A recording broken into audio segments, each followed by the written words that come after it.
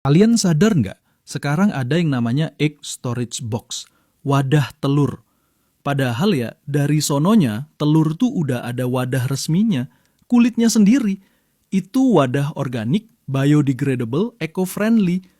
Tapi manusia mikir, nggak cukup nih, kita kasih box lagi. Telur kayak, bro, aku udah bawa rumah dari pabrik. Dan bentuk egg storage box itu rapi banget, presisi. Sampai telur tuh kayak punya apartemen mewah. Satu telur di lantai satu lagi di lantai 2. Bayangin mereka ngobrol, bro, lo di unit 3B ya? Wah, gua baru KPR di 4A.